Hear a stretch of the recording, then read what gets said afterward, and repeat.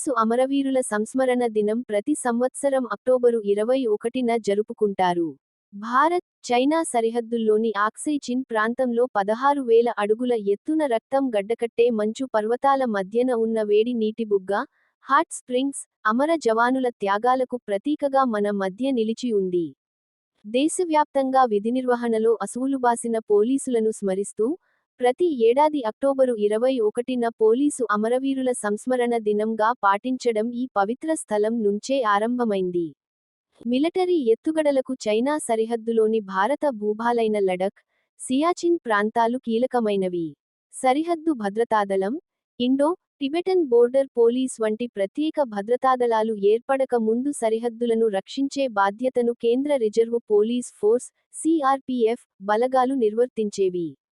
1959 October 21న DSP Karam Singh నేతృత్వంలో పంజాబ్కు చెందిన 21 మంది సభ్యుల బృందం సరిహద్దుల్లో విధులు నిర్వర్తిస్తుండగా, చైనా రక్షణ బలగాలు సియాచెన్ భూభాగాన్ని ఆక్రమించేందుకు ప్రయత్నించడంతో సిఆర్పిఎఫ్ దళం హాట్ స్ప్రింగ్స్ ప్రాంతంలో ధీటుగా ఎదురొడ్డి పోరాడింది.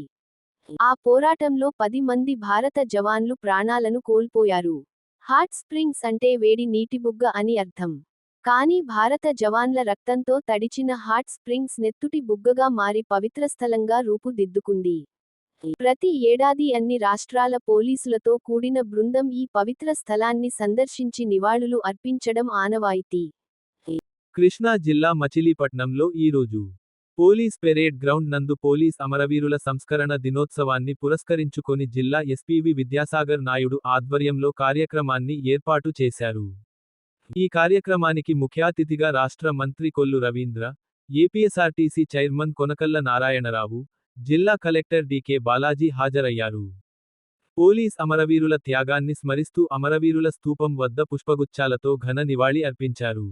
రాష్ట్ర మంత్రి కొల్లు రవీంద్ర మాట్లాడుతూ, 1959 అక్టోబర్ 21 భారత సరిహద్దు భూభాగంలో 20 మంది పోలీసులు వీరోచితంగా పోరాడారు. వారిలో 10 మంది పోలీసులు అసువులు బాసారు. వారి త్యాగనిరతిని స్మరిస్తూ ప్రతి సంవత్సరం అక్టోబర్ 21వ తేదీ పోలీస్ అమరవీరుల సంస్కరణ దినోత్సవాన్ని జరుపుకోవడం జరుగుతుందని తెలిపారు. శాంతి భద్రతల పరిరక్షణలో ముష్కరుల వారి నుండి నిరంతరం ప్రజలను రక్షిస్తూ విధి నిర్వహణలో ప్రాణాలు కోల్పోయిన ప్రతి పోలీస్ అమరవీరులకు అంజలి ఘటిస్తూ ఘన నివాళులు అర్పిస్తున్నట్లు తెలిపారు.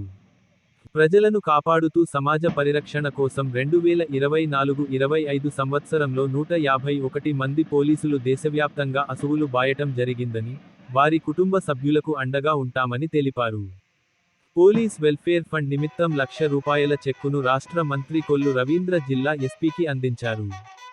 అనంతరం జిల్లా పోలీసు అధికారులతో కలిసి అమరవీరుల సంస్మరణ ర్యాలీలో పాల్గొన్నారు.